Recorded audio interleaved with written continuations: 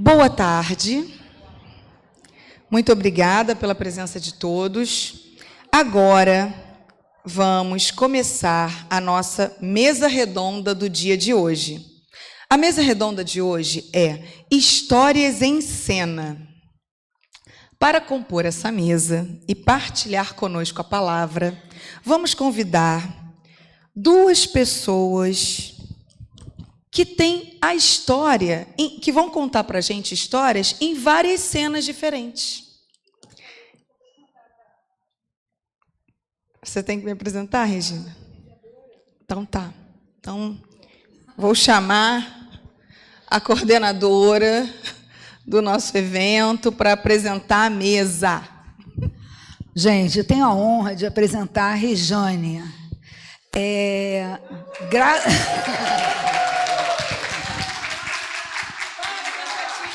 Olha, ela tem nome de rainha, é um nome longo, acho que ali eu só botei Rejane Dirks para facilitar. Rejane tem uma alegria, uma energia que contagia todas as pessoas, né? Ela dá luz, ela dá brilho, não é que ela brilhe, não, ela empresta brilho para a gente, porque ela acalma o coração, é uma pessoa que investe, né, em ajudar, em fazer uma porção de coisas. Olha só, eu estou falando a verdade, mas não é para ninguém levar a Rejane daqui não, tá? Vamos deixar isso claro. É minha doutoranda, mas é professora do Colégio Militar. Colégio Militar, imagina, nem combina muito. Colégio Pedro II, CP2... Agora eu passo para a contadora de histórias. Essa animação toda, né, tem toda uma performance aí também bastante profissional. Muito obrigada, Rejane, por todo o apoio ao longo do congresso. Não vou me estender, né, porque, nossa, aqui eu tenho que agradecer no final, mas já que eu tenho que te apresentar, né, a minha apresentação é de coração, não é aquelas coisas, né, de ler o currículo, e eu passo a palavra para você. Muito obrigada. Você é uma mulher incrível. Obrigada. É muita emoção estar aqui, porque um dia eu entrei numa sala e aquela quantidade de obras me afogou. Eram muitas, de variados temas, diversos lugares. O encantamento era tanto, eu já estava ficando sem ar, eu não sabia o que fazer. E o único jeito que eu encontrei de me salvar foi abrindo aquele livro, foi lendo e contando histórias. Essa sala era no CAP da UERJ, em 2001, quando eu, aos meus 24 anos, encontrei a literatura infanto-juvenil. E ela transformou a minha vida. Ela mostrou a minha cor. Quando eu li Heloísa Pires, A História da Preta, eu nunca tinha visto um livro com uma mulher preta na capa. Esse foi o primeiro.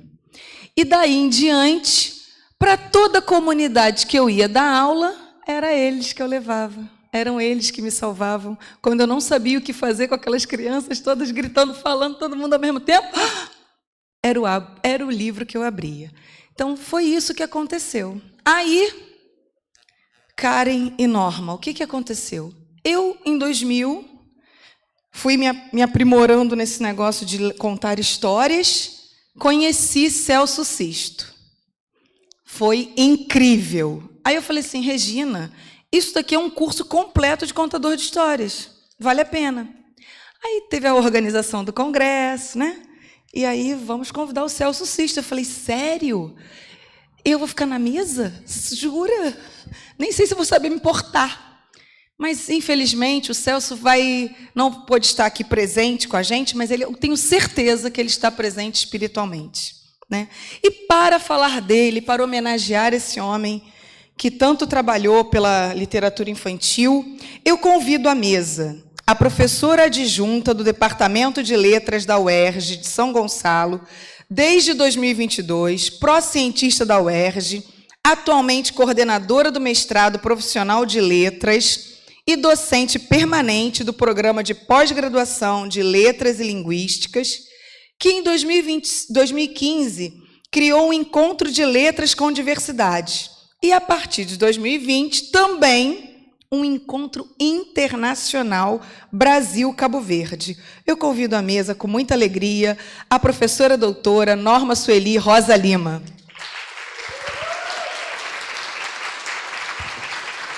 Obrigada, Norma.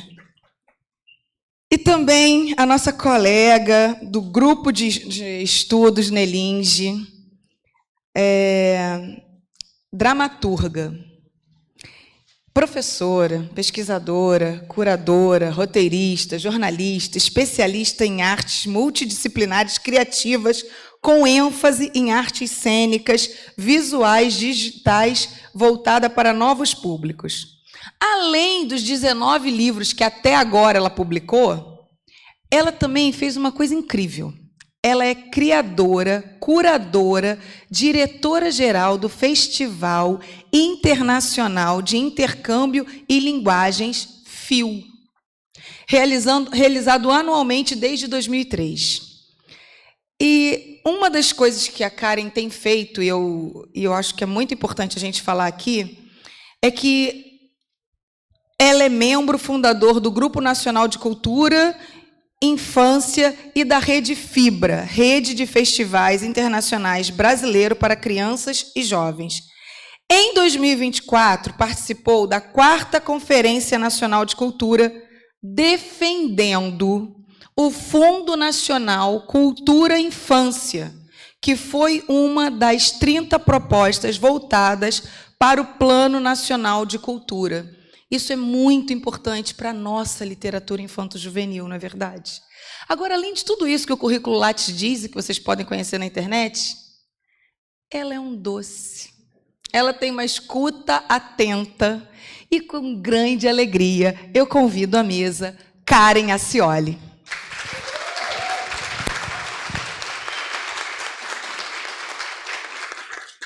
Agora o desafio é o seguinte, nós só temos 30.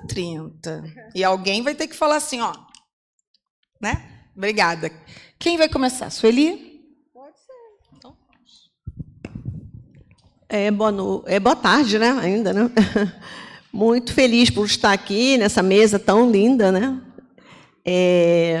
E nessa homenagem mais do que merecida, né? Ao Sisto, que certamente está aqui com a gente também. Né?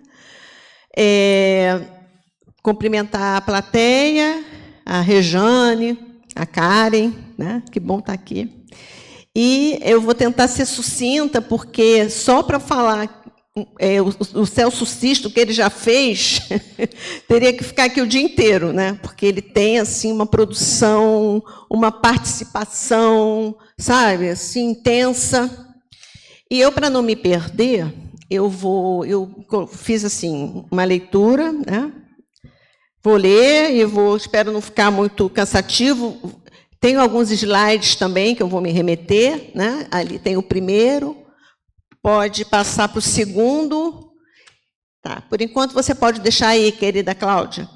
Bom, gente, essa mesa de homenagem, eu achei por bem, né? Eu tive uma experiência com o Celso Sisto, conhecia, quando eu cheguei aqui, ela perguntou se eu tinha conhecido ele, sim, né, eu conheci. Inclusive, a gente conversava muito a respeito dos recontos, porque a minha pesquisa de pós-doutorado foi cerca disso, a questão do conto e do reconto.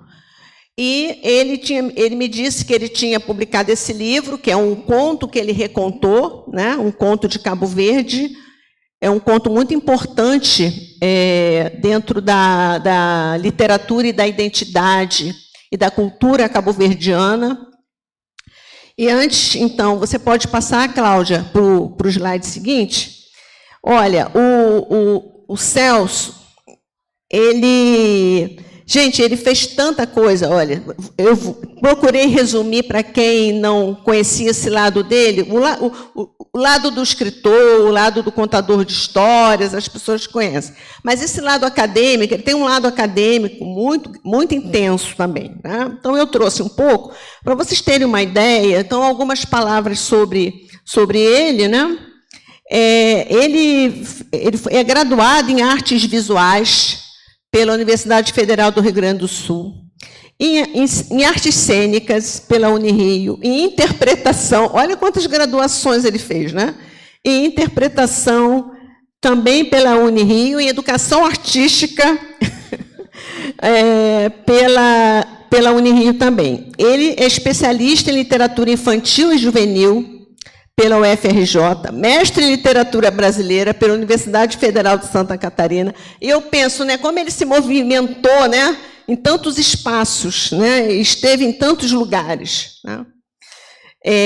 Fez também doutorado em teoria da literatura na PUC do Rio Grande do Sul, fez pós-doutorado na Universidade Federal do Rio Grande do Sul, só isso, tá?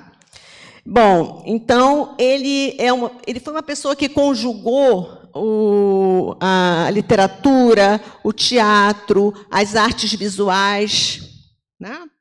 Ele tem, então, essa questão do teatro narrativo, ele trouxe as literaturas africanas, a literatura infanto-juvenil. Então, eu me identifiquei muito com ele, porque eu estava até brincando com o Flávio. Eu gosto muito da diversidade e pratico. Eu acho isso muito interessante, né? Vários campos que dialogam, né? E ele era muito assim. Ele conseguia fazer isso, essas interseções, né? E isso também eu me identifiquei com ele, nesse sentido.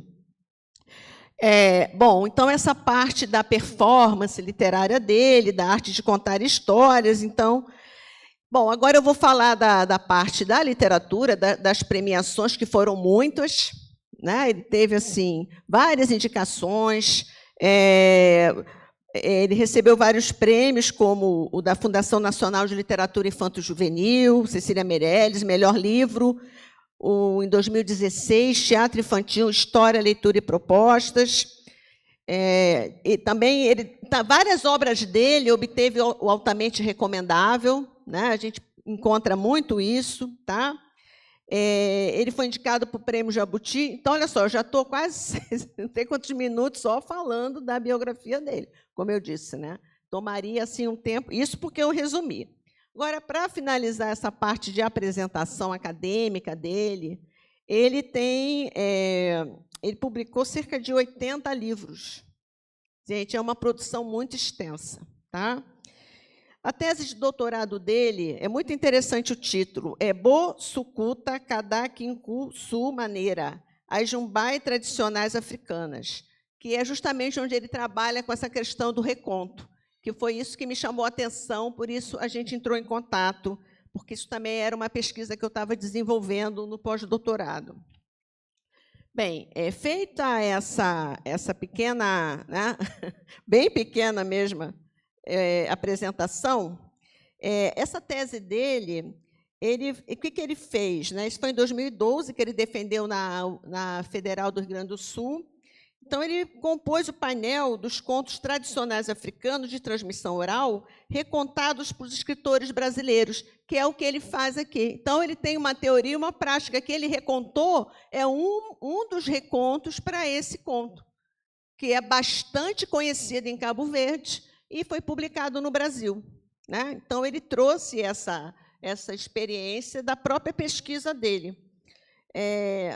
Especificamente para o leitor infanto-juvenil, a partir das funções e das características do contador tradicional africano, de modo geral denominado griot, Igualmente, o trabalho dele, essa pesquisa, reflete o surgimento de uma categoria específica de histórias populares, denominada reconto, surgida a partir do registro multicultural e resultante do processo de transculturação narrativa.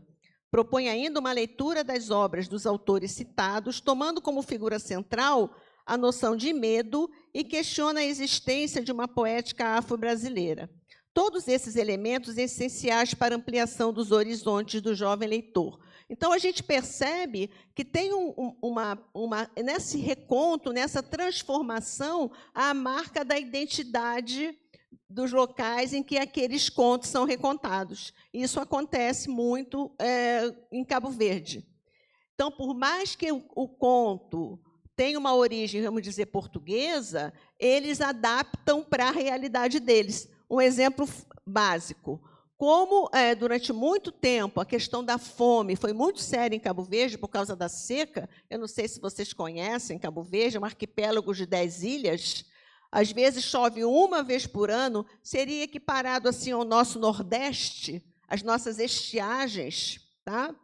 Então, ali já houve, não agora, flagelos, mortes de crianças muito grandes, né, por conta da seca e da fome.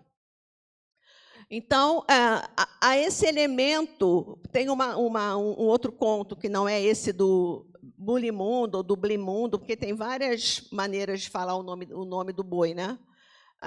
Mas tem um conto lá, que é muito conhecido em Cabo Verde, que traz o elemento de um lobinho, que não existe esse animal em Cabo Verde. Né? Cabo Verde é o quê? Tem cabra, né? São ilhas. Então, o que você acha que tem lá de animais? Né? Mas essa história do lobo e o chibinho foi importada da Europa, o lobo. Mas são histórias que abordam o quê? O cotidiano de Cabo Verde, a fome, a tragédia, a esperteza, né? Ele é sempre esperto, ele consegue, ele está com fome. Então, são isso que o Celso Sisto trabalha na tese dele, né? Essas adaptações do reconto. Não é só recontar a história, é trazer essa história para uma realidade de um contexto de onde ela está sendo contada. Né? Então, a partir dessa ideia central, eu vou fazer o contraponto com os recontos da literatura cabo-verdiana. Por quê? Para identificar um reconto do Sisto para uma das mais famosas histórias orais, a do Boi Blimundo. Segundo Vera Duarte, que é uma escritora também muito conhecida em Cabo Verde, ela publicou no livro A Palavra e os Dias, é um livro de crônicas dela, foi publicado também no Brasil. Ela revela que, desde criancinha, ouço as mais variadas versões da história do Blimundo. E o que a Vera fez no ano passado? Ela publicou um livro, que até uma aluna minha lá do mestrado, ela defendeu uma dissertação sobre esses recontos também, né? Ela ia se apresentar até no simpósio ontem, mas ela teve um problema muito sério de familiar e não pôde vir. Então, a Vera Duarte republicou, vamos dizer, um reconto, mais uma versão dessa história oral, em que ela homenageia o Amilcar Cabral, que é o líder da Guiné e de Cabo Verde, da luta colonial. Então, o Blimundo ele se transforma no Amilcar. Ele vai liderar, ele é aquele boi, porque a história do Blimundo é o seguinte, a história da liberdade. O rei queria aprisioná-lo, né, para ele ficar trabalhando no trapiche. É uma história assim, que contrapõe liberdade e escravização, exploração. Então, você tem várias leituras para essa escravização. Né? Então, ainda que é ambientado num reino em que você tem um rei, você pode adaptar essa história da exploração e da liberdade para qualquer momento, porque a liberdade é um símbolo universal. Né? Então, o Blimundo ele traz essa essência da liberdade, que é a busca da humanidade. Né? Então, a gente tem no slide 2, eu vou trazer uma citação que está num trabalho, nessa tese do Celso Sisto. Eu vou tecendo esses fios, né, do Celso, com os autores que também contaram como ele, né? Que recontaram como ele. E nesse slide, olha que lindo, que essa citação que ele tem na tese dele de Guimarães Rosa. Só da foz do rio é que se ouve os murmúrios de todas as fontes. Então, aí, a gente já tem aqui a questão da polifonia, das vozes, das várias vozes que estão ali, como aqui estão nesse momento. Então, eu trouxe a voz dele, mas trouxe na voz dele, a gente percebe a voz dos outros contadores e dos outros recontadores, certo? E é isso, porque na voz é que se encontra o quê? Os murmúrios. Mas os murmúrios também têm uma questão dos silêncios. Os silêncios é que essas histórias orais foram lançadas. Desse silêncio que o Celso tentou tirar, tentou retirá-las, tentou tirar essas histórias desses silenciamentos, melhor dizendo, né? Então, aí a gente tem a literatura popular, inclusive ele tem um artigo chamado A Literatura Popular, Silêncios e Murmúrios na História da Literatura Brasileira, né? Que é um título lindo, né? Belíssimo. E, na verdade, a luta dele foi também para reverter essa situação da quase mudez da oralidade. Parece um paradoxo, né? A mudez da oralidade, mas sim, a mudez da oralidade indígena e africana. Na verdade, de apagamento dessas etnias na configuração identitária brasileira, porque não se trata apenas do silenciamento dessas vozes, mas de um apagamento identitário, trata-se disso. Tá? E aí ele vai... eu trouxe um trecho desse artigo dele, que ele diz assim: como lidar com essa oralidade que é daqui, mas, ao mesmo tempo, é de muitos lugares? Como separar o que é nosso ou de outro povo? Como delimitar a época desses textos, quando se sabe que sua elaboração resiste a qualquer tentativa de aplicar-lhes uma visão de carbono 14? Pois faz parte da natureza dessa produção a indeterminação do tempo em que foram compostas. E mais, acoplada ao apagamento de tempo e lugar, está a vasta circulação e a ampla disseminação dessas histórias. Isso é o que caracteriza o conto popular, por exemplo. Por quê? Por mais que se queira silenciar, esse conto atravessa e resiste. Ele resiste. Tá? Então, aí ele faz uma pesquisa, né? Ele traz o Câmara Cascudo, que ele pega as características do conto popular, ele coloca antiguidade, anonimato, divulgação e persistência, ele cita isso do Cascudo, né? E ele diz: é preciso que o conto seja velho na memória do povo, anônimo em sua autoria, divulgado em seu conhecimento e persistente nos repertórios orais, que seja omisso nos nomes próprios, localizações geográficas e datas fixadoras do caso no tempo. Então, por um lado, aquilo sem instituído do poder de posse, né? do que o capitalismo gosta tanto. É meu. Não, é algo que você pode recriar, né? Vendo por esse aspecto. Né? Tem outros lados da questão também, outros ângulos que eu não vou entrar, não vou abordar, mas eu reconheço que há outros ângulos. Eu estou indo pelo, né, raciocínio do Celso Sisto. E ele coloca esse aspecto discriminador da literatura oral, que se quer separar da escrita. Então, quando ele traz, ele reconta isso, ele também está o quê? Sem essa hierarquia, sem querer essa hierarquia, e trazendo toda essa performance do contar para os livros dele, em que você não tem como uma pessoa com essa vasta experiência dele de teatralidade, de encenação, de performance, não ter isso presente, né, nos livros. Então, a gente percebe essa essência dele na obra que nós lemos. Tá? Então, ele diz: a contribuição ou permanência da literatura oral sempre seguiu o caminho paralelo à literatura escrita, mas pouco mereceu capítulo à parte na documentação de uma história literária. Assim, Sisto afirmava perplexo, citando ele: o que ainda nos espanta é que as histórias africanas sejam tanto desconhecidas nesse rescaldo formativo brasileiro. Então, é aquela luta de aproximação também do Brasil, aproximar a África do Brasil. Tá? Então, tá. Então, eu vou aqui trazendo o slide seguinte, Cláudia, por favor. É uma citação: todos os povos sempre contaram histórias, desde os mais remotos textos. Quando ainda não havia escrita, havia palavra e havia memória. E as histórias eram guardadas como verdadeiros presentes relicários feitos de ar, lembranças, emoções, objetos para encantar o outro, seduzir o outro, ensinar ao outro, abrandar o outro, comprometer o outro com seu passado, sua gente, seu tempo. Então, isso me parece muito importante, porque você tem aí o outro, né? A visão do outro, esse caminho de chegar ao outro. Então, isso aí é muito importante, porque você traz outras vozes e, além das vozes que você traz no reconto, isso é direcionado ao outro, esse outro que não é assustador, né? Não deveria ser. Né? Então, eu vou pular um pouco. Você pode ir para o slide 8, por causa do tempo.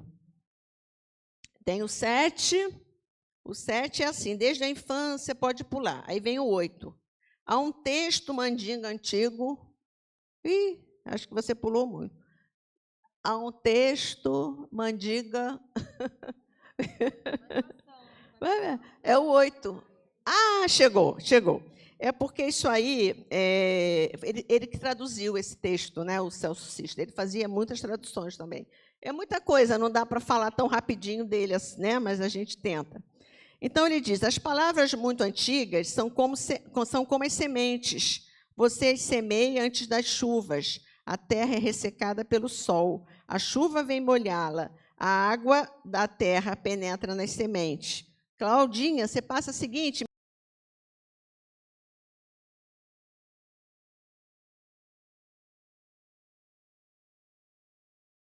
Assim, você, a quem acabo de dizer as palavras muito antigas, você é a terra. Eu planto em você a semente, a palavra. Mas é preciso que a água de sua vida penetre na semente para que a germinação da palavra tenha lugar.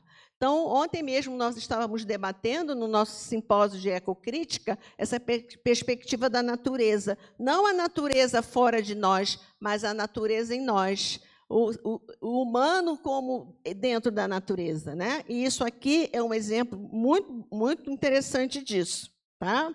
Então, aqui tem...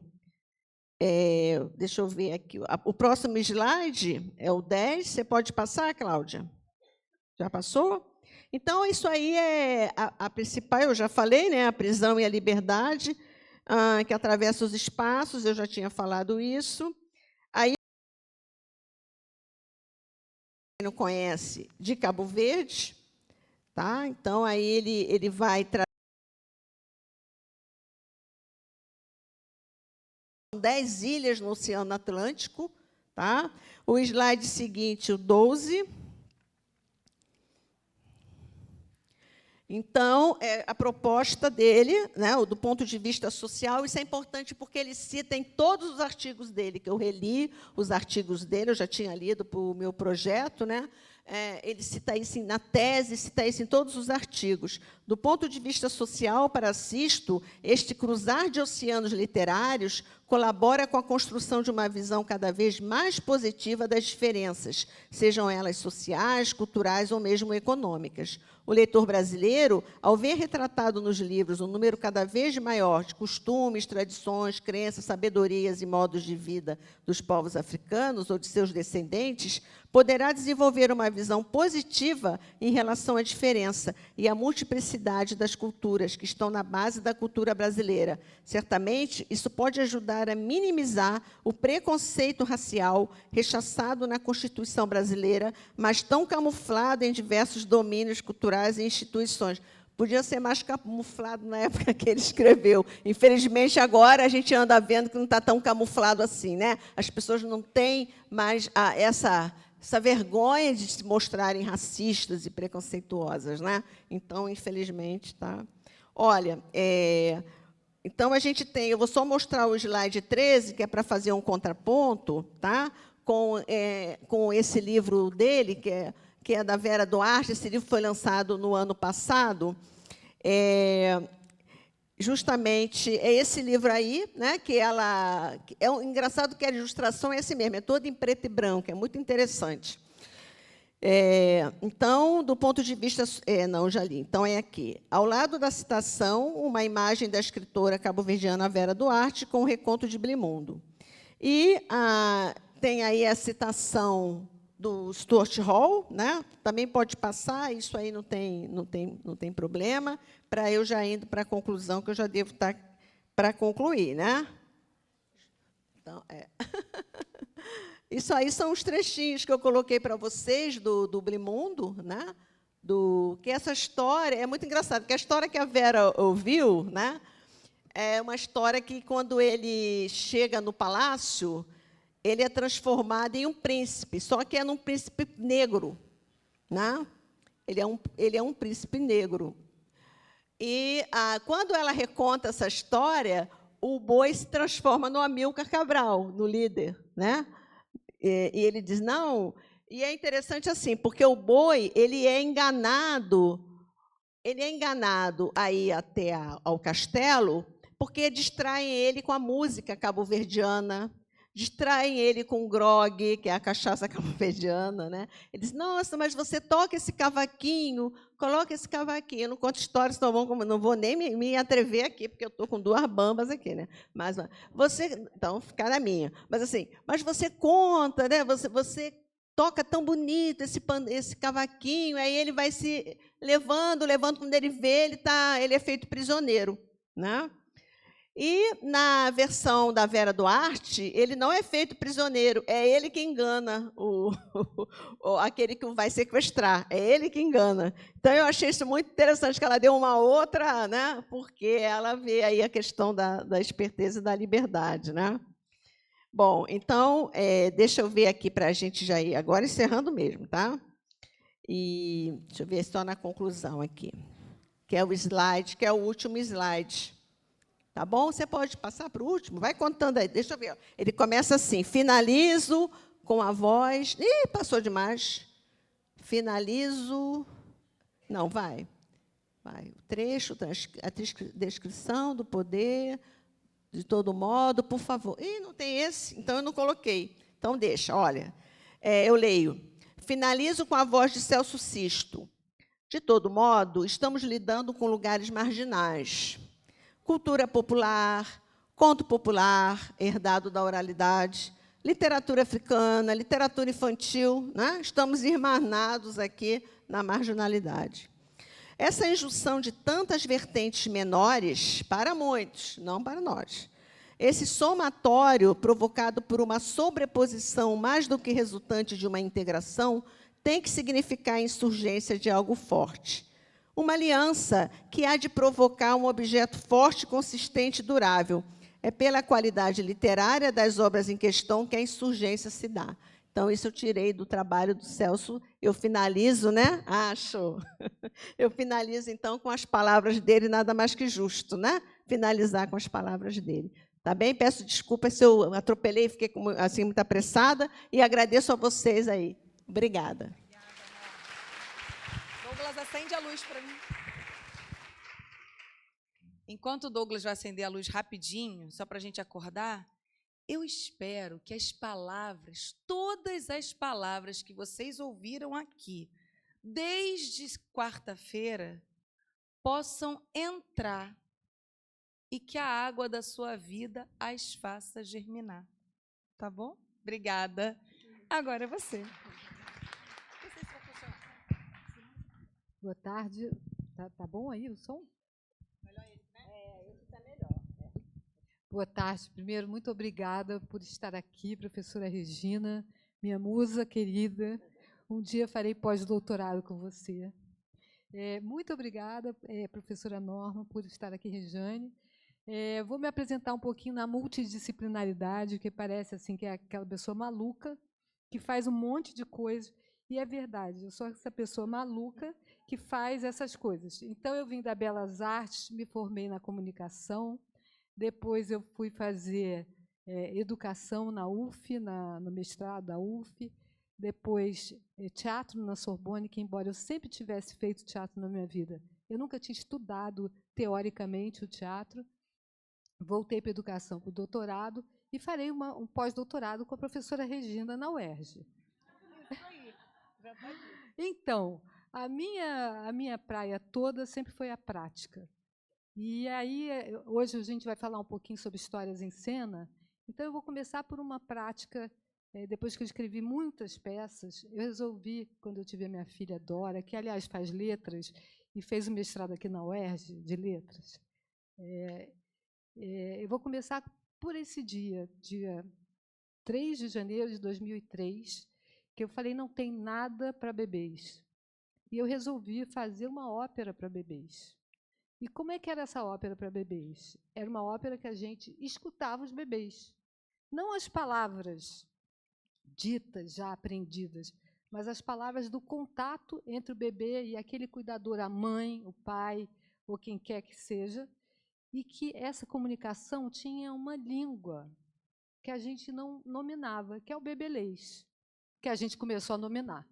Então, a partir disso, a gente juntou o compositor, os cantores, todo mundo da parte da cenografia, para fazer essa experiência que eu vou mostrar para vocês de 20 anos atrás, para depois falar sobre hoje. É uma ópera para bebês. Vamos lá, então, passar Bagunça. Bagunça número 1. Eu tenho que virar muito, que eu quero ver também. É porque depois a bagunça vira livro, tá, gente? Eu não estou fazendo só uma loucura, não.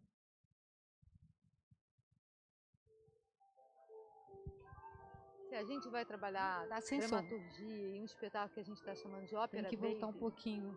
Você tem que estar muito mergulhado nesse universo. E essa é a única forma. Ali no coisinha.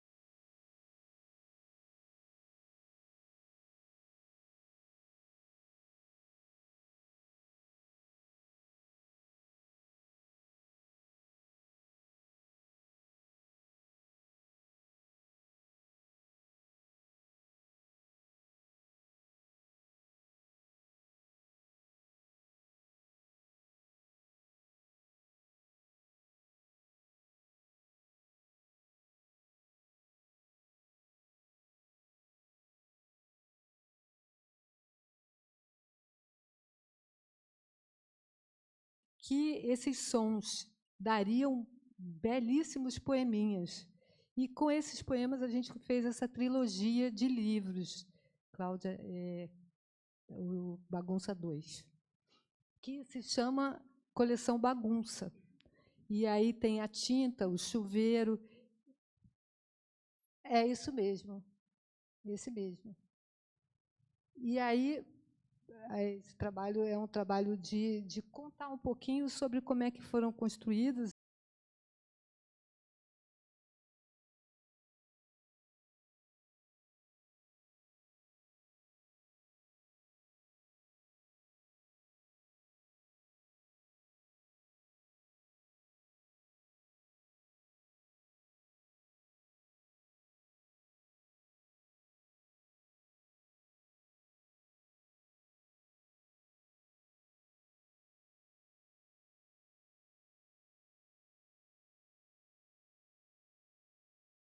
Mudou bastante a minha forma de escrever. Então, essa frase do Walt Whitman, desse poeta que eu sou louca por ele, me mexeu bastante, me moveu bastante, que é: eu creio ser possível que a visão seja uma outra visão, a escuta uma outra escuta, a voz uma outra voz. Que é isso, né? A gente está diante de entidades quando a gente está diante de crianças, porque elas estão sentindo e percebendo o que a gente já não sente e não percebe mais. A potência de vida das crianças é um lugar onde a gente, como adulto, não tem primeiro lugar de fala, mas tem lugar de escuta. E eu acho que é a coisa mais importante quando a gente não é mais criança, né? Próximo. Que é a importância de uma coisa aí, nosso Manuelzinho, né? Pode ser medida pelo grau de encantamento que a coisa produz em nós. Com certeza, essa é a frase que a gente deve também sempre lembrar quando lida com o universo mágico, que a criança transforma essa garrafa em qualquer personagem. Ela transforma um amigo invisível no melhor combatente do inimigo invisível. Quem é que tem esse poder, né, da gente? Eu não conheço. Vamos ao próximo. Então, aí veio a minha frase que me inspirou para o meu mestrado. É preciso mostrar, na experiência científica, traços da experiência infantil. Essa frase é do Gaston Bachelard, um dos meus queridos maridos teóricos que estuda o imaginário. Então, eu sou louca pelo imaginário. Eu acho que, se a gente está trabalhando a literatura infantil, a gente precisa mergulhar bastante na teoria do imaginário, nas diversas teorias que não são muito levadas a sério, né, na academia, mas que são muito maravilhosas para nos inspirar e nos abrir a cabeça. Aí, agora, é o que toda criança faz e que a gente podia também, como estudantes, pesquisadores e autores, pensar no meio desse labirinto que é o estudo, que a gente se perde, se acha o tempo todo, faça-te centro. Bom, eu acho que acabou, né? Aí é a referência teórica que está aí, o meu querido Bachelardzinho. E agora a gente vai passar para o segundo caso narrativo, que é o Valentina e Miloca 1. Essas são as personagens do livro que virou ópera, que são as minhas duas amigas, Valentina e Miloca. Oi, meu nome é Valentina. O meu nome é Mila. Ai, Valentina, não. Então. Oi, meu nome é Valentina. É só isso mesmo. Ai, Valentina, não. Então, o que aconteceu durante todo o período da pandemia? Valentina e Miloca ficaram na minha casa. Valentina é minha neta, né? E foi muito interessante, porque os pais estavam se separando, ambos os pais, e eu ficava sempre ali com elas, né, escutando o que elas estavam dizendo, o que elas queriam, e tinham sempre aqueles assuntos assim. Aí é muito nojento quando ele dá um beijo na namorada nova e tal. E começava sempre um assunto cada vez mais profunda, e sempre elas ligavam com alguma dor no corpo, com alguma dorzinha, e mudava de assunto. E aí eu perguntei para elas se elas topavam que eu pudesse escutar as histórias e inventar uma outra completamente diferente, mas inspirada nelas. E elas me deram autorização.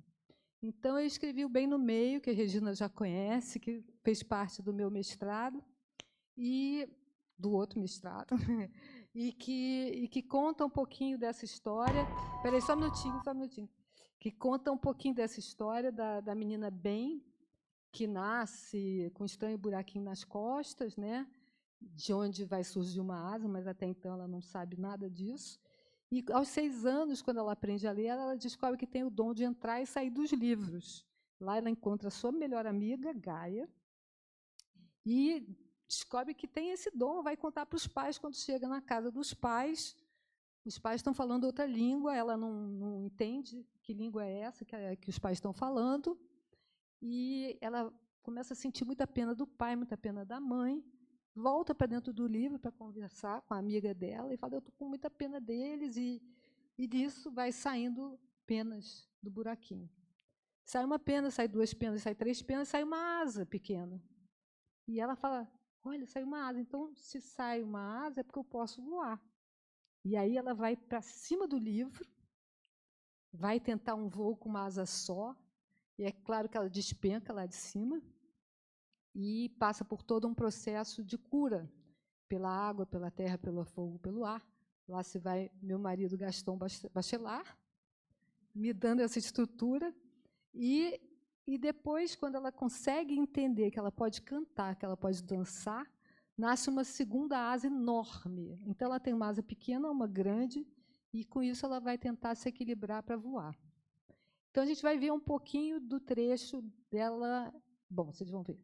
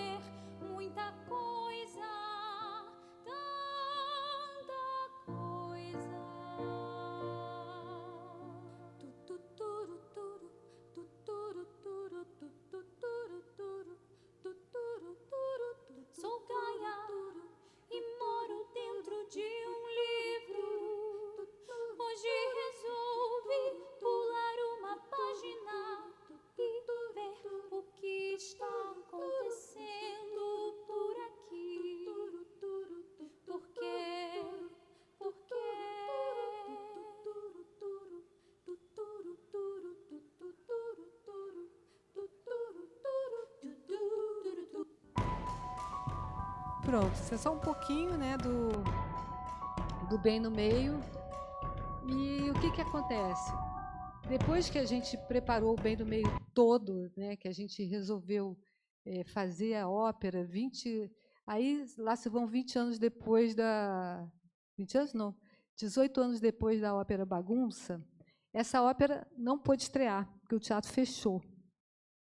E o que a gente fez? A gente fez pílulas digitais para que pudessem ser repercutidas, e a gente descobriu muita coisa. A gente descobriu, por exemplo, que pouca gente conhecia uma ópera brasileira para crianças. A gente descobriu que precisava, então, passar essas pílulas para os professores, ligando literatura. Aí vem o 2. Literatura, o livro foi publicado pela editora Paulinas, que foi até uma editora muito corajosa, porque ninguém queria publicar, pensando que a história, por se chamar Bem no Meio, porque a menina se chama Bem e está no meio da separação dos pais, era uma história sobre a separação dos pais. E eu sempre frisei, não é uma história sobre a separação dos pais, é uma história sobre a narrativa de uma criança, que quer ser ouvida. E por isso a ópera, porque a ópera ressoa, faz com que a voz dela seja escutada de um jeito ainda mais potente, metafórico e poético, né? Então, aí é um pouquinho do livro. Vocês vão ver que não tem a ver com a mesma escrita da ópera, né? É um libreto adaptado para a literatura infantil, pode ir, mas, como a gente sabe, né, cada obra é uma obra em si. Então, mesmo que seja uma releitura, uma adaptação, ela já ganhou outra linguagem, né? E a ideia é essa, que os amigos de infância, no final das contas, são eles que salvam a gente das grandes tristezas, né? E o livro pode ser um dos amigos de infância. Aí vocês vão ver um pouquinho do nascimento da Ben.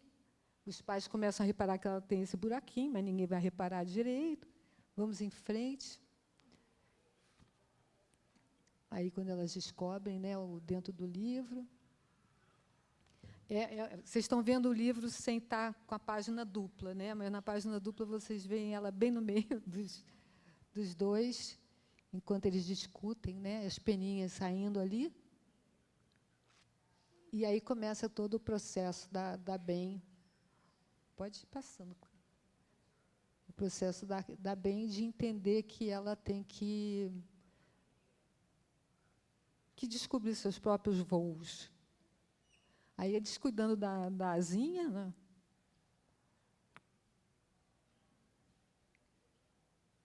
A ilustração é da Marília Pirillo, uma grande companheira de criação, né? A gente bateu a bola o tempo todo, então a ópera tinha muito a ver com o livro, até no figurino e tudo mais.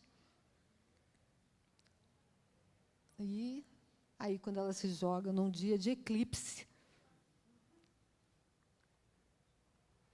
quando ela cai,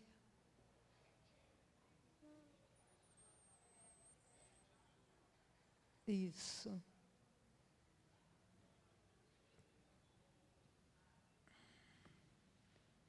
E agora a gente vai passar, eu espero não estar cansando vocês muito, mas agora vamos passar para o livro mais recente, que tem uma pegada um pouco mais juvenil, que aí vem uma forma de dramaturgia que eu não conhecia ainda, que é escrever com filho. Escrever com filho é a coisa mais doida do mundo, porque você tem a escuta do filho e você tem que tomar muito cuidado para não virar mãe no meio da coisa. Você tem que deixar a sua mãe de lado e ficar ali, ouvindo. E, às vezes, ele falava assim, muito cafona isso, mãe. Não vai dar para a gente botar isso de jeito nenhum. E aí eu tentava, né, falar, poxa, mas vai ficar bonito em cena. Não, tira isso, tira isso. Então, eu vou falar um pouquinho depois que a gente vê o vídeo. O livro se chama Experiência Yellow, e daqui a pouquinho a gente fala um pouquinho mais depois do vídeo.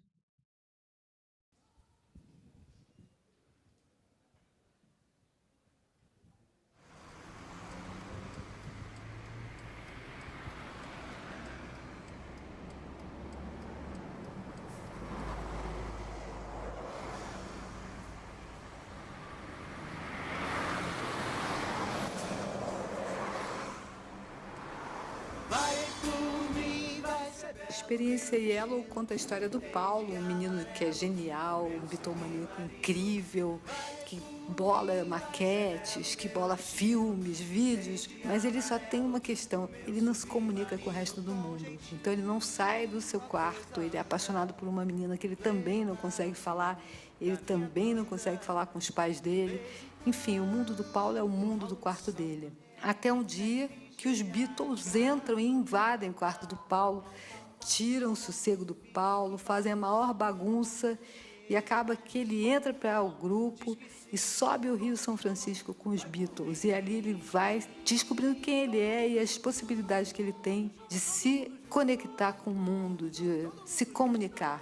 É um espetáculo que tem a estética bitomaníaca, então, em cada poro do quarto do Paulo, em cada respiração, a gente tem os arranjos originais dos Beatles, só que com versões em português. Apesar dos pesares, os bons amigos importam, os pequenos detalhes, os bons amigos importam. As versões para o português do Experiência Elo são feitas por um bitomaníaco maravilhoso chamado Fran Papaterra. As versões levam em conta o universo íntimo do Paulo e são divertidíssimas. É uma ideia de brincar com esse universo do adolescente, irreverente e, ao mesmo tempo, trazendo, para quem não conhece ainda, os Beatles. É um espetáculo para adultos, crianças, para todo mundo e principalmente para os adolescentes. Aqui que Deus escreve reto em linhas tortas, não importa qual tripulação, tem que prestar atenção.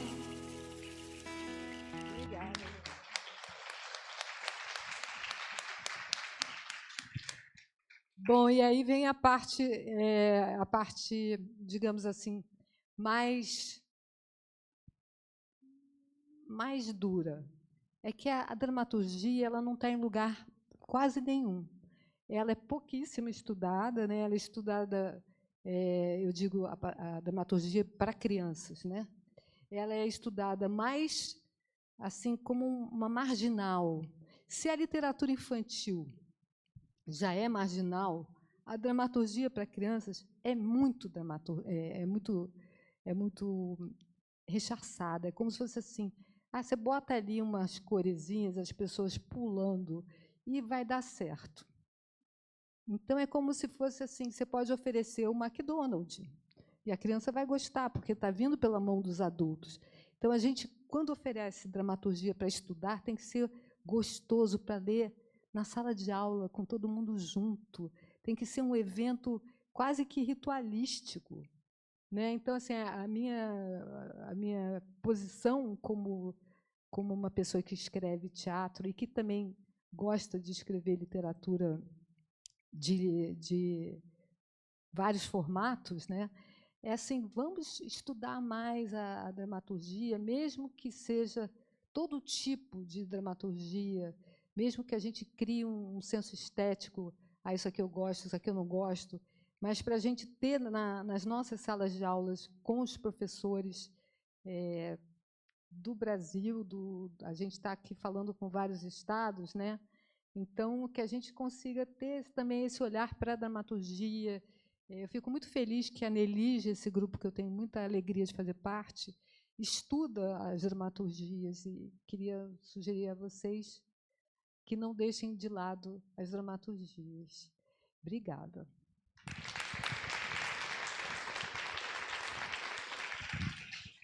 Não dá vontade de ir embora. Não é verdade? Não dá vontade de parar. Eu vou abrir um pouquinho para as perguntas. Eu vou abrir sem olhar o relógio. Quê? E tá, tchau. Não vou poder muito. Não, vou abrir para uma pergunta, duas, dá. 6:05? Então dá para abrir para perguntas. Olha que maravilha.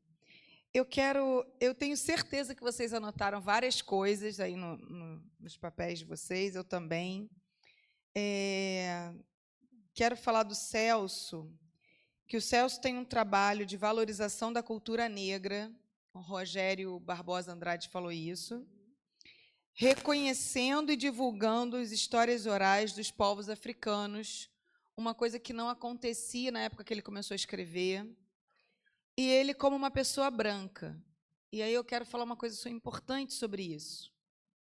Quando uma pessoa branca escreve sobre uma literatura dos povos negros, e eu vou falar do Celso, não vou falar de todas as pessoas brancas, vou falar do Celso, ele reconhece o seu lugar de privilégio de branquitude, reconhece os erros do passado e quer refazer essa história.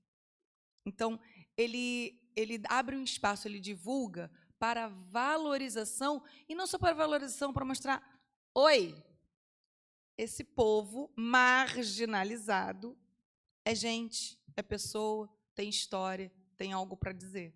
Então, isso é muito importante. E a preocupação do Celso, que foi aí que ele me conquistou, logo no início aqui desse livro, é que ele estava num recreio de escola. Já imaginou o recreio de escola?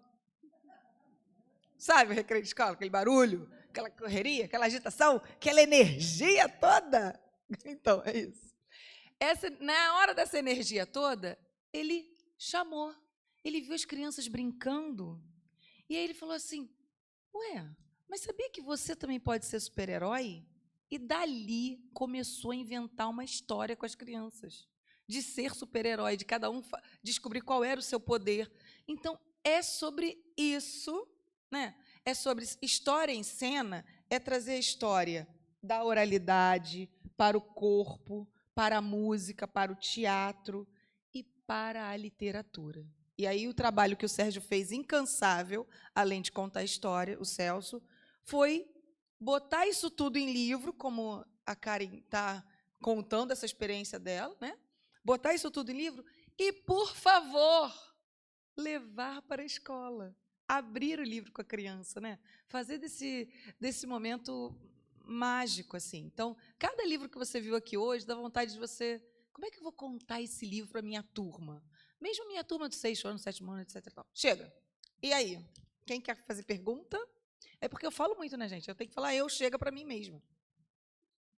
Senão eu não paro de falar, não é verdade? Então, você sabe isso.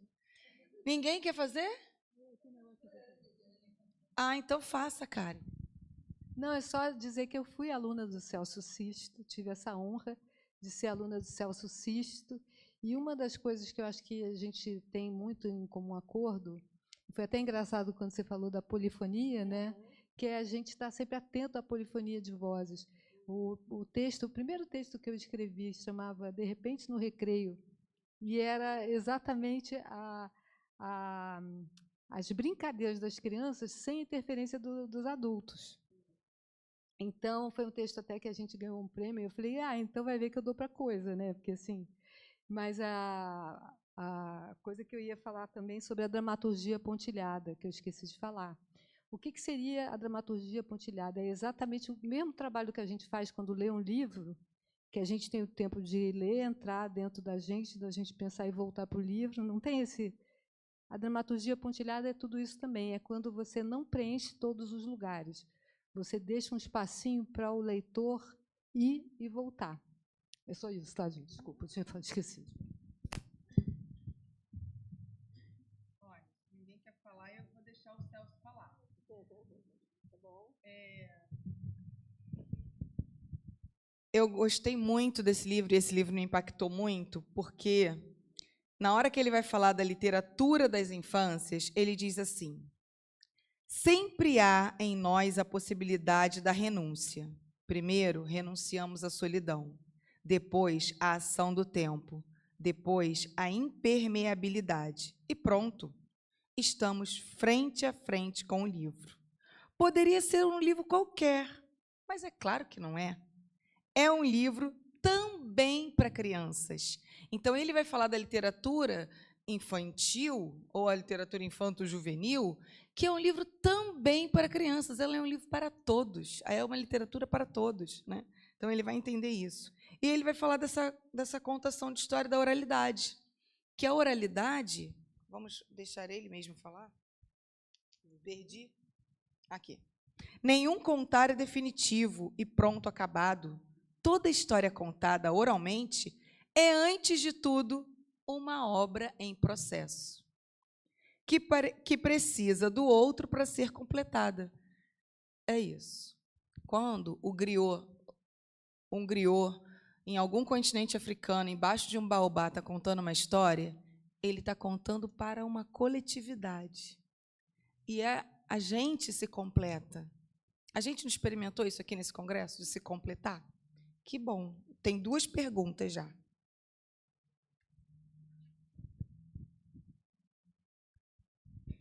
Uma boa noite, meus cumprimentos e parabéns aí. Com certeza vocês sensibilizaram todos nós, todos e todas nós.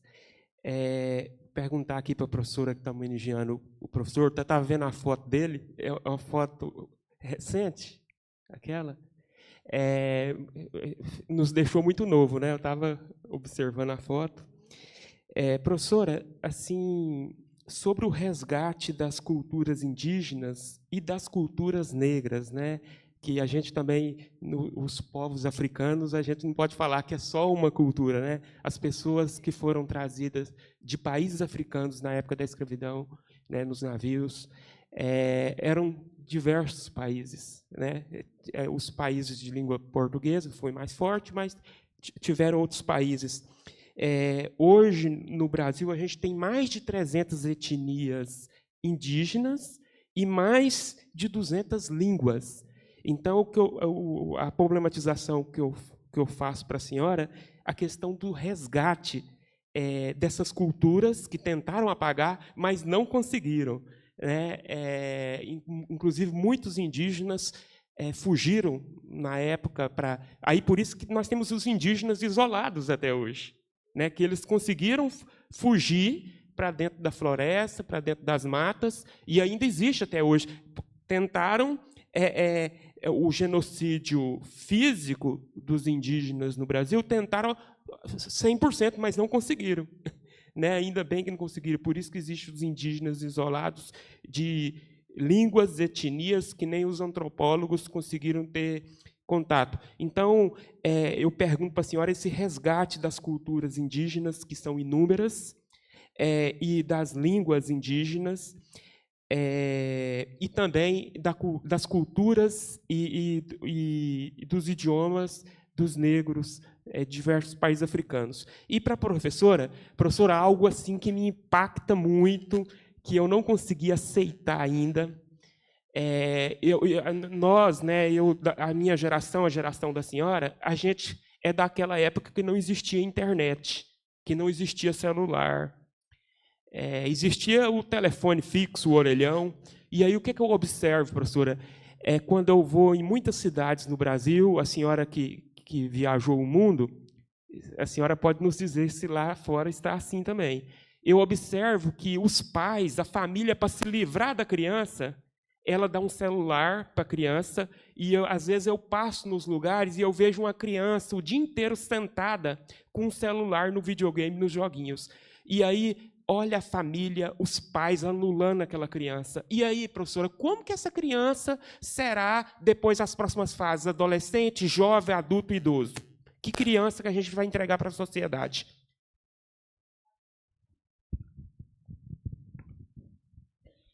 Obrigada pela pergunta. Essa questão da perspectiva indígena e da perspectiva africana nas histórias orais é fundamental, né?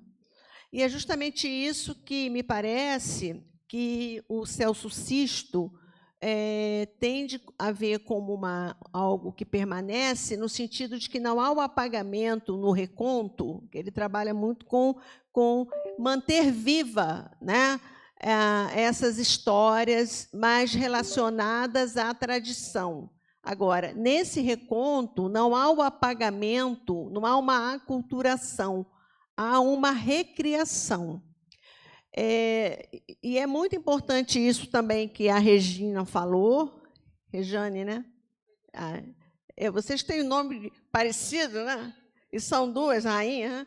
Bom, mas foi muito importante isso que a Rejane observou, da questão do fato dele ser um autor branco, né? Porque, na verdade, a gente tem uma perspectiva hoje da literatura indígena que é contada pelos povos originais, né? Quer dizer, alguns até nem gostam dessa nomenclatura de literatura indígena, preferem literatura nativa, né? Literatura dos povos originais. E há também a perspectiva da literatura afro-brasileira, a literatura brasileira de temática negra ou de autoria negra. Mas a perspectiva do reconto é uma perspectiva de trazer dentro dessa diversidade étnica, que o Celso cita muito a questão do afro-brasileiro, né?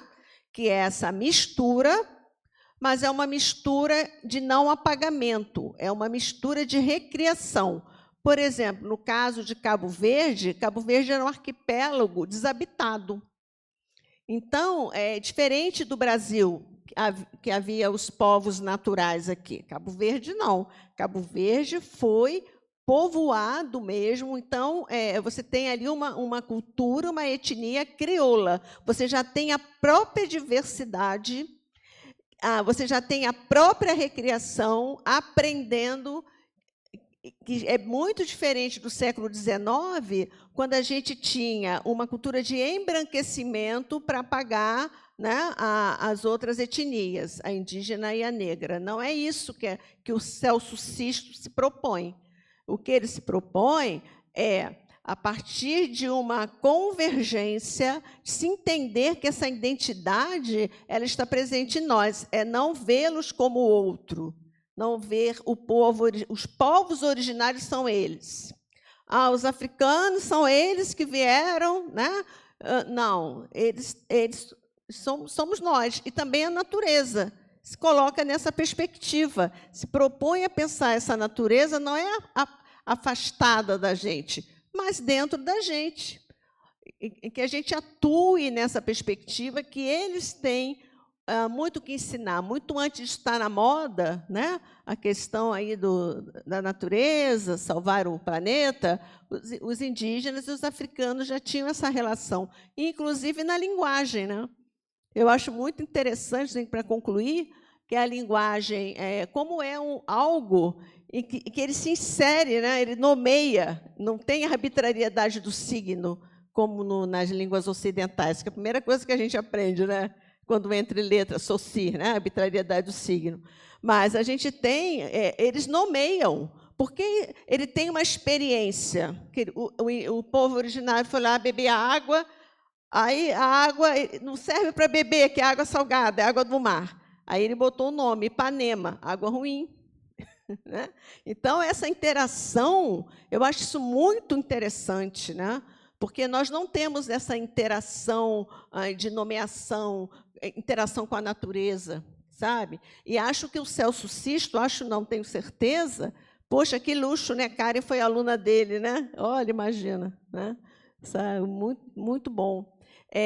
Então, eu tenho certeza que é isso que ele buscava, quando ele trabalha também com o Rogério Andrade, que ele trabalha na tese dele. A tese dele, ele analisa a obra do Rogério Andrade como alguém que quer trazer esse griot, né, nas letras. Então, ele persegue isso, que é uma finalidade de nos aproximar de nós mesmos. Porque quando ele está trazendo o Rogério Andrade, que viveu na Guiné-Bissau e traz uma experiência, né? Na verdade, o Brasil tem pedaços da África. A África está em tudo que é lugar. E os naturais já estavam aqui.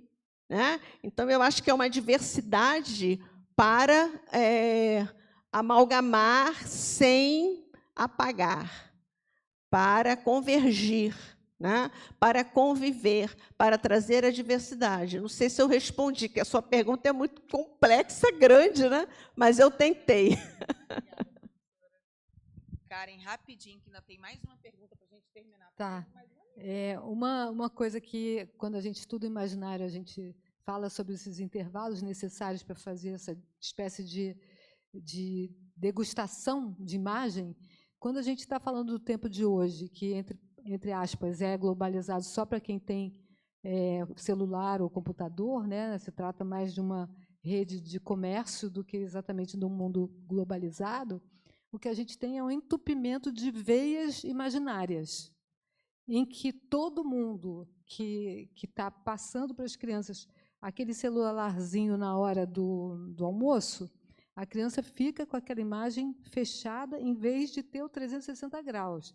Então, o que a gente está tendo? A gente tem um atachamento dos imaginários, ao mesmo tempo que a gente tem um sufocamento das imagens, porque a criança passa a não produzir imagem, a criança passa a não sonhar, o que é muito grave para a saúde dessa criança.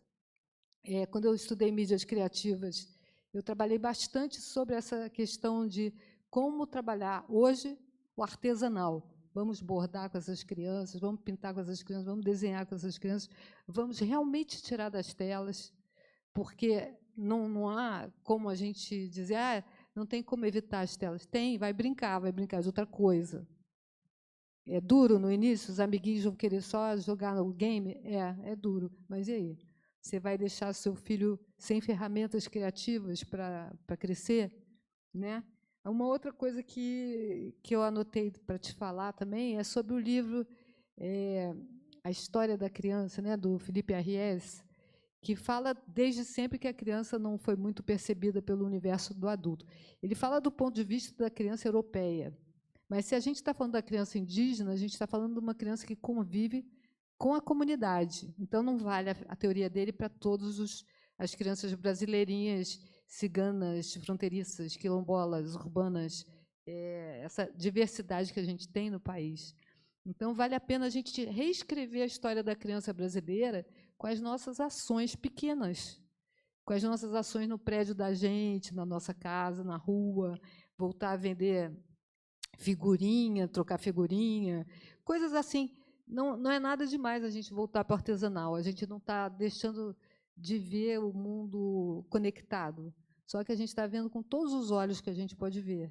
Então, por isso que nas escolas, né, na Irlanda, não se tem mais esse uso dos computadores, das telas, que, na verdade verdadeira, está todo mundo falando em inglês, todas aquelas palavras, né, todos aqueles games, game já é game, não é jogo.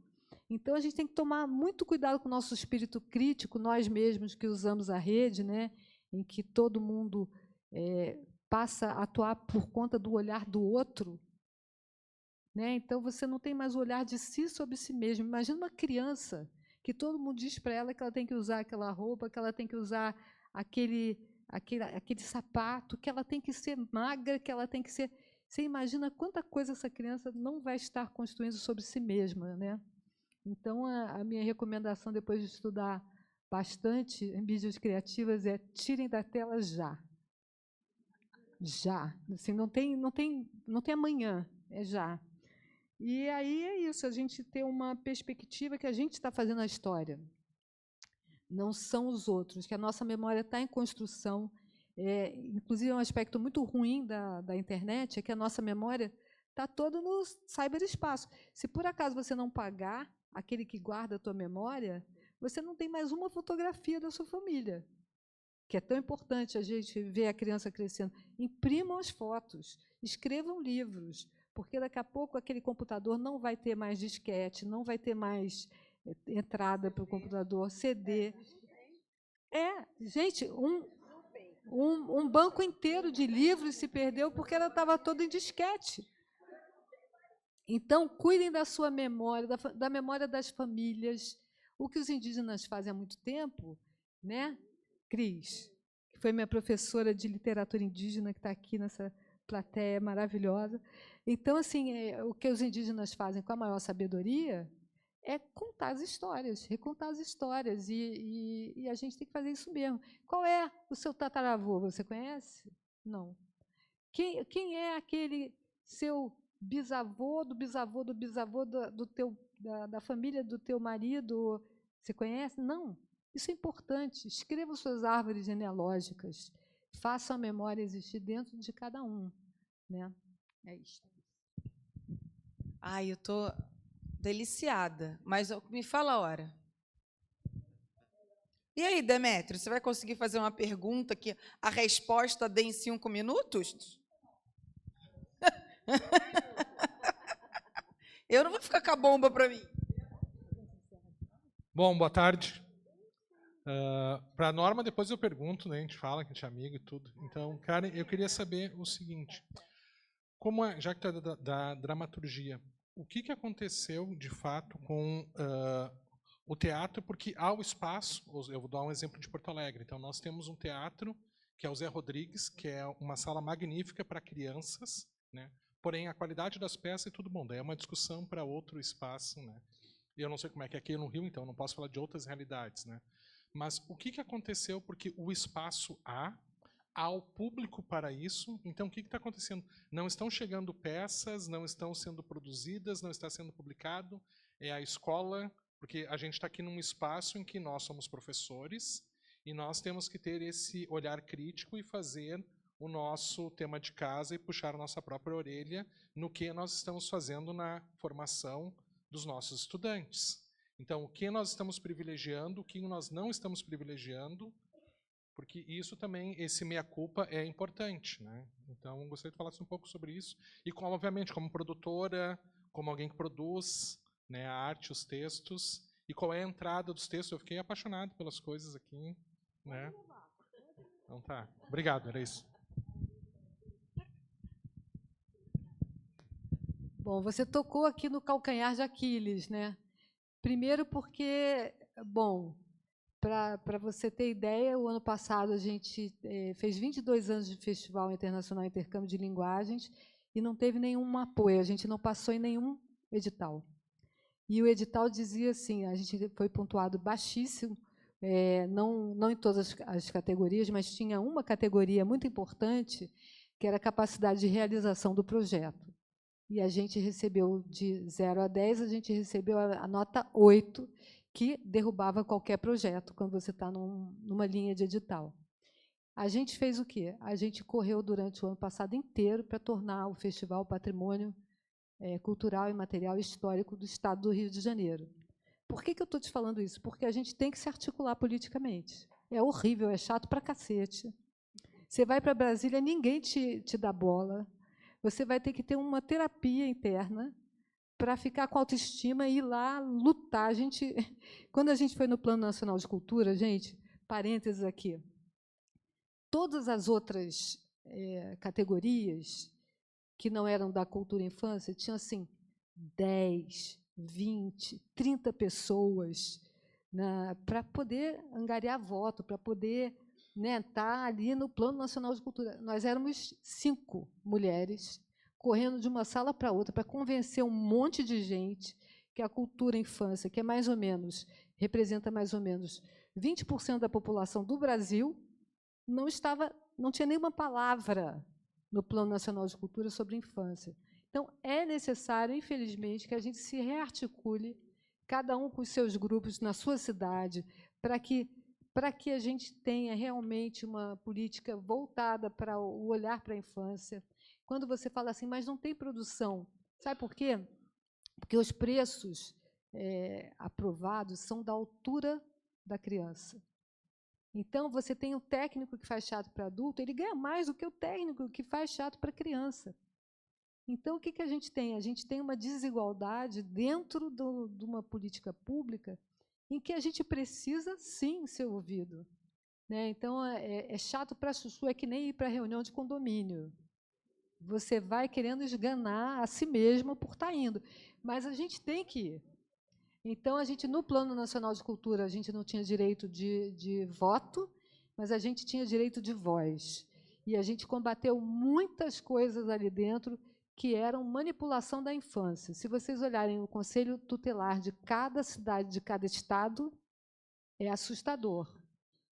Eu fui convidada para ir para uma escola no interior de São Paulo, e a escola tinha as crianças uniformizadas de soldado, no dia do soldado.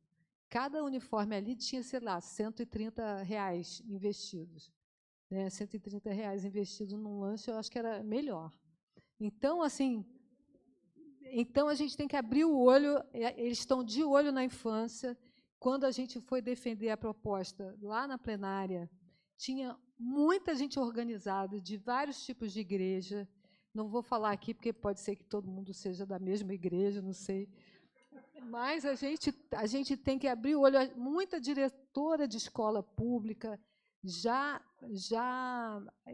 devidamente adestrada. Então, a gente não tem uma batalha fácil. Mas, se a gente quiser uma batalha fácil, a gente não mora no Brasil. A gente está aqui por algum motivo. Então, a gente tem que mudar. É na nossa casa, na nossa rua. Vamos fazendo aos pouquinhos, mas a gente chega lá. Não vamos desistir. E pode me chamar que eu vou lá, levo as peças que eu tiver conseguido encenar. O Bem no Meio, essas que vocês viram, a gente está desde 2020 tentando produzir. Esse ano a gente vai conseguir. E a gente vai conseguir fazer o festival que a gente não conseguiu ano passado. E é isso. Não consegue para... Eu detesto essa palavra resiliência, que todo mundo fala tão bem, né? Eu acho que tem uma hora que você não tem que estar resiliente mais, não. Você tem que falar, vamos embora, vamos brigar.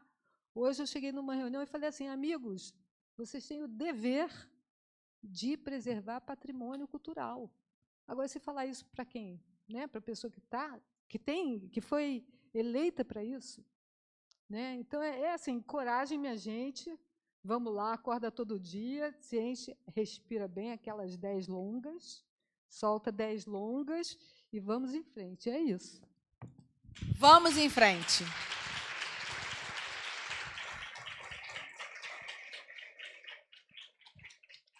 Muito agradecimento à Regina, toda a organização desse congresso. Muito agradecimento à professora Norma. Muito obrigada pela partilha que a senhora fez aqui. Muito obrigado, Karen, também pela partilha. Eu quero agradecer a todos. Vamos fazer a foto, porque eu tenho que chamar a próxima mesa, que está imperdível. O que foi? Apaga a luz ou acende a luz? O que é que você está fazendo?